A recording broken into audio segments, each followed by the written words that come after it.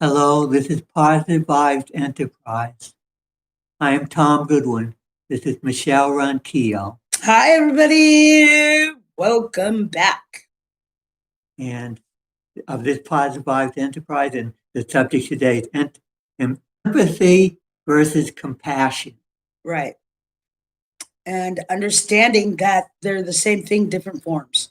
But one goes into a deeper understanding. One is the thought of the awareness of feeling empathetic with others, and the compassion is in the actions that you relate to others. I see compassion as something that is more likely to have somebody act on it, or you would have an expectation of acting that would be more than just being able to relate to the feeling. Right. When you feel or relate to the empathic, sensitive natures of what someone is walking or experiencing, you're relating to them in an empathic way. But the compassion goes into the actions where you're vicariously learning from those empathy awarenesses. You're putting into practice of kindness, acting of giving.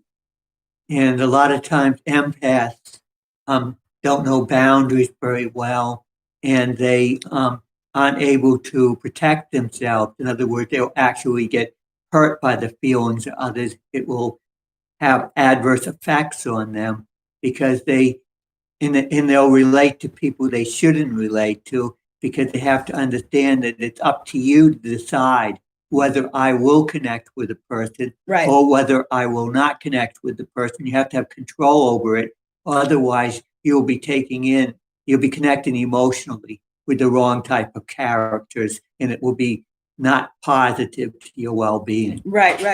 And being empathetic, being an empath, means that you're sensitive to others, right? So you understand your boundaries. You have to understand what you're feeling versus what the other person is feeling, and know that you choose what you give your energies to. Energies in spiritual money is time and focus. Understanding that being an empath means that you can relate, but the actions of give is into the compassions of making sure that you're getting and receiving, giving and receiving in that empathic nature. Yes, it's very important that you are not unfair to yourself. That's right. You have to be fair to yourself, because if you're not fair to yourself, you're not going to be helping the other person, because you're going to have a messed up vision of reality and what is positive. Right. Because the idea is you're supposed to give where it is profitable to give in the direction you're going to get results. You give where you can get positive results. You don't give into an endless pit. That's right. And understanding the whole factors in the viewing of the situation. Are you getting treated the way you treat others? Are you getting that compassion that you put out in the support system, in the people that you give the energies to? It's spiritual money. And that's what the idea of love. Some people think you have endless love in you, but you do not have endless love. You only have so much love you can give before you burn out. Right. Everything is limited. So that's why you just don't go around throwing your love everywhere, because that's like throwing money on the ground. That's right. It just happened to go someplace. Then you say, well, it'll take care of itself. Well, yeah, it'll take care of itself. It'll be used to buy drugs and all kinds of negative things by people who care less. Yep. Not everybody's the same. There are a lot of people that are lost causes that are not very valuable investments. And it's not like, if you're one of these people that has an institution that can handle lost causes and can control the situation so the lost causes can be saved. But if you're not in that position to be able to control things in a way that you can make it work, you don't do things that don't work in this world. If you do things that don't work spiritually, you're going to pay the price. You're going to burn out and you're not going to get any return. That's just the way the world works. The world works based on how well you perform and where you direct your performance.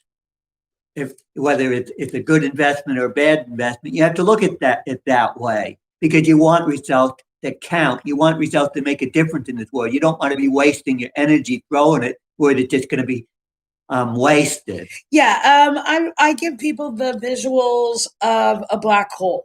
If you throw your energies in a black hole, it's wasted. It's just like burning money. So time and focus of that sensitivity. It's great to be empathic, you know? The emotions power the spirit. That's the first gift that you get in trusting your gut intuition. You're going to get empathic talents and skills, but it's the directions of what you fill into that empathic nature that's going to count. The actions and the tools that you use to get the vicariously understandings of the compassions that you pour into yourself and you can relate to others, and then give that focus and energies to what drives you into that compassion, what drives you into the creative outlet, and be open-minded to adapt and change. And there is a cycle of abuse that is very prevalent in this world. And a lot of it is based on people misplacing their love, being attracted to the wrong type of person, being attracted to people that waste their energy and take advantage of them, and actually are destructive because they take advantage of people and they waste it because they're not doing what counts of value. They're not doing something of value. They're not adding value to the world. They're not adding value to their partner. And there are just people like that in this world that are not the best investments. That's why there is that cycle of abuse, and so many people are in relationships of that type. And a lot of times the people in those relationships, that's self-abusive, and part of self-abusiveness, it's choosing people that abuse you. Okay, so in the tools of this, fixing this is knowing your self-worth. When people believe in you, you have to accept it and believe in yourself. You have to believe in your competences. You have to believe in your strengths. You have to believe in your worthiness and your voice. You have to understand that being empathetic means that you have to be empathetic for yourself. You have to show the compassions in actions to yourself. Then it overflows to other people. Being sensitive to other people means that you have to first be sensitive to your feelings. Know the difference between your feelings versus the other people's feelings. And then have the boundaries of that self-worth. Have the boundaries of the self-confidence. Have the boundaries to voice out, I refuse to let other people take advantage of me. Know your boundaries, know your self-worth, and feel it. It's a difference between knowing something and doing it. Empathy is knowing that it's there, the kindness is there. Compassion is putting it into place and showing it for yourself, and then it overflows into your actions, your examples. And the word pity is not something that I tend to think much of, having pity for other people or whatever. Or pity for yourself. It's the victim game. Yes, and I'm not much into that. I know that that's not a positive thing to look at things that way. And you understand that when you pity or go into a victim state, you sit down. You know, you're off balance with the energies of what you can do. Your self-worth is off. Your confidence is off. You can do it. Get up and move. Get up and be a survivor. Don't be a victim. Get up and be a survivor and go with the next right thing. Go with the next confident emotion. You're empathic. You're feeling it. You're sensitive to it. Put it into you. Get up and survive. Do not play a victim. And a lot of being able to have good empathy is being able to experience things vicariously through other people, because it has to do with connecting with what other people have gone through and the emotions that have gone with what they have gone through. You can't really relate to another person in the struggle they've gone through and what they've learned unless you have the ability to have empathy for what they went through. Right. Vicariously learning from others. And, you know, this is an example of this. You learn from your elders. You know, I tell kids all the time, go to the senior homes, and get the stories from the seniors, what they have learned, what they have done. And then you vicariously learn so you can get those lessons quicker than what somebody else has gotten later in life. You can vicariously learn so you don't have to experience those things that can be really hard to feel, right? If you're vicariously feeling in the empathy, you're vicariously gaining that compassion for yourself, you can put it in place and vicariously go, aha, I don't want to do that because I vicariously learned from someone else that that hurts. And talking about seniors, I'm 69 years old, so I qualify as a senior. And one of the advantages I have is I have experienced so much in my life. I've gone through so many things that when somebody's in trouble, I already know a lot about how to deal with that kind of trouble and help them out with that kind of trouble because I've experienced. You can't really help people out of really challenging spiritual situations unless you've experienced yourself. That's a good point. And you have to be open. Don't be biased. Open-mindedness to the vicarious informations of your elders, of what you learn. Openness means that we always evolve, we always grow, we always change. Be open to the information that gives you that chance to get a little bit higher in your spiritual knowledge and experiences. You take it from the elders that are there, that have been here a little bit longer than you and doing it. I believe me, there's some seniors that are elementary school level of spiritual, not like the doctrine of Tom here. He's the wizard, he's the tribe of our family because of the simple fact we listen to what he has learned. We vicariously learn and treasure his information. You do that with everybody in your life. And you be thankful and show appreciation by, I'm thankful for you. I'm glad you're here. And you're listening, and then you try out what they experience for yourself so you can get a higher level of perception for your own walks. And the thing is, we live in a very mysterious and challenging world. Don't ever think you have the puzzle completely solved because it's always going to be a puzzle. And if you're not open-minded, you won't find the right puzzle piece. That's right. Just the way it is. That's why you have to be open, but you're open-minded in the sense that I know what piece I'm looking for, and then you try to figure out if the piece the other person's offering will fit, or maybe it's not quite fit. Maybe you can put the rest pieces together. To be an open-minded does not mean you get the complete answer. It gives you a clue a lot of the times that brings you to the complete answer. You don't always have to get the absolute correct answer. Yeah, it opens the door. When a door closes, another one opens. If you seek it out, you're looking where that door is, so you can go through it and go to a higher level of awareness, a higher level. Everybody's in your life for a reason or a season. You're learning and growing. Some people come in, some people go out, but you take the lessons and vicariously learn of those empathic things and those compassions that you can take for your own life and those tools that work in your own life to make it easier on you, because this is a world of toughness. It's rough. And one of the problems with being closed-minded is that you won't see the whole picture. There'll be a picture missing that you're not willing to look at. You don't want to believe that one part of the picture exists. And that's where a lot of people get a confirmation bias because they're looking at the world and they're not seeing one piece, and they look at this person and they already have a bias against that person because the person has different views than them.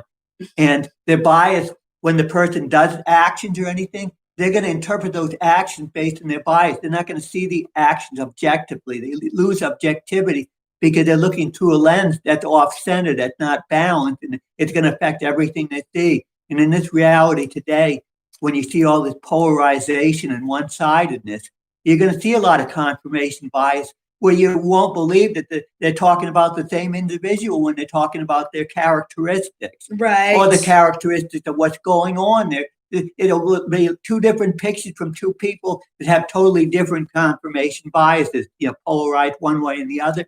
They'll see the world so differently. And to see the world straight on, you can't have that kind of confirmation bias. You have to be able to say, I'm just going to look at the picture and I'm going to take it for what it is, and I'm going to see the whole picture, and I'm going to try to see all sides of the picture. Yes, this is a good point. And this brings in a good actions for you. Okay, listen to this. So we all have truths, right? But if we unplug from the outside world truths or other people's truths, we're only living in our truths. And it disconnects us. It disconnects us from reality. It disconnects us from learning and growing. So we take our truths and then we look at the factors of our environment's truths, our reality truths, our society truths, and our loved ones' truths, and our support system's truths. And then we balance the emotion and logic for ourselves. We're independent people. We take what we want and leave the rest. However, we have to be open to not being your own biased reality, because it has to work in the reality around you as well. You have to get feedback. A lot of people get mentally ill because they don't get feedback. They don't desire to check out and see if their reality is actually true by checking out rational people's opinion of what's going on. They just get caught up in just seeing things from their distorted viewpoint, and they just hang on to it, and they don't get outside energy that tells them you're not seeing things straight, man. Right. You're in a delusional world, and they just won't buy into that kind of idea that they could be in a delusional world. They think everybody else is in the delusional world. Right, and they get lost in the delusion of their own confirmation bias. And you can check that out because Tom was the one that brought it up, and understanding that we have to be open to not only taking, because it's a fine line. We want to hold on to rooted beliefs. We want to hold on to things that work for us. However, when we tap into the reality truths of everyone around, we're listening to our support team.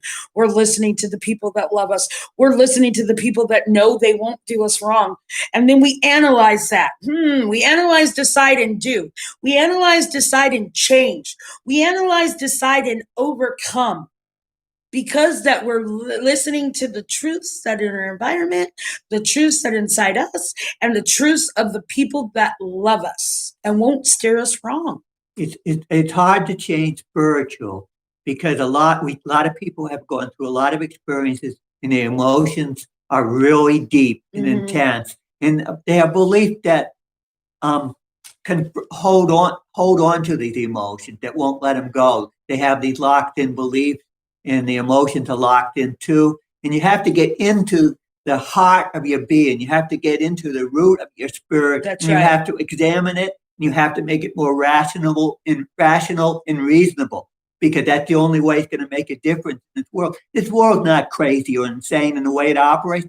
It operates based on rationality. It works. What works survives. What doesn't work does not survive. That's how reality works. That's right. And understanding that balance. It's not insane. It's not crazy. It can be figured out if you do reasonable thinking. Right. But if you're crazy or insane, you won't figure it out. You'll get way off. Right. You have to plug in research, plug in reality around you, plug into the reality based on you, and thrive and push and understand that the heart chakra is the chakra that goes out, connects to others, but it also is the engine. It goes inside and feeds those other chakras. It's emotional nervous systems that flow in your energies, and understanding how to work it, how to feel it, how to have empath and sensitivity to you, how to know yourself, and then how to reflect from others. That's someone else's feelings, not mine.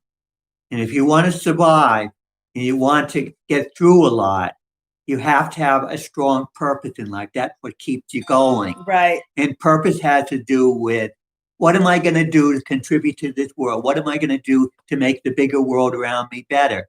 If you make the world around you better, you're actually making it better for you. Right. And so you have to have some kind of reality-based desire to make a difference, to contribute what you have to offer to this world in the best way you can. Yes. And actually that goes into the solar plexus. It's your creative outlet. How do you drive? What is your passions? What do you do? Some may sing, some may dance, some may color, some may write. some may share, whatever that creative outlet, you're plugging into the purpose of you. You're driving into what thrives you, what moves you, and you're having compassion for that. Mercy, tolerance is forgiveness, and mercy is into that. They do not know what they're doing. I've learned that lesson. I'm grateful and humble. I've learned that lesson. Now I'm going to put it into purpose. Now I'm going to put it into drive. Now I'm going to put into the motivation of life. And the thing is, even though you may have totally different abilities, totally different skills, totally different experiences, you can still have empathy for somebody, because even though one person may be a mathematical genius, Right. and you may be heavily into music or something else and be musically, extremely talented, you can still have empathy for each other because you are human and you're dealing with the same struggles in your own specialty. So empathy goes beyond the different skills and different capabilities people have. So it helps people have the capability to be able to relate to people and work together with other people. Yeah. And let's talk about one more thing about that. Strengths versus weaknesses. Everybody has strengths. Everyone has weaknesses. And we give and receive and shine those. Whatever we're weak on, we reflect on people that are strong to get us stronger. Whatever they're weak on, we're strong, and our strengths go back and forth. Give and receive. Give and receive. We all learn and we all teach. We all share and we all grow. Yes, and that's what's so important, is not only is it important that you have something to offer people, to help people and to share, but it's also important that you value other people's abilities, so that if they have something to offer to you, you're willing to accept it and get their help. So the give and receive is very important, because you don't value somebody if you're not willing to receive from them. That's right. Give and receive, give and receive. Something of value, not just anything. Right. It's important to understand that our strengths is someone else's weaknesses, and other people's strengths are our weaknesses, and be okay and be humble. Be humble with those things. We need to work together, though. We're a social animal. Right. If we don't work together, this world becomes a bigger and bigger mess. Right. So and that's we're adapting to voice. So that, and especially in these trying times we deal with now, we need to have that ability to balance giving and receiving in a way that is most effective in making this world a better place. Right. Share your voice. Let someone know, thank you. I'm thankful for you. I'm thankful for what you do, and have those moments of receiving. Okay. Believe in yourself and let people say you're beautiful and accept it. There's only one you. Accept the receiving of you. If you're a giver, accept the receiving. You're going to understand the compassion and empathy a lot more when you allow to accept those giving parts that people give you and bless you for. Okay, this is Positive Vibes Enterprise. Yes. And please subscribe. Yes. And follow. Share.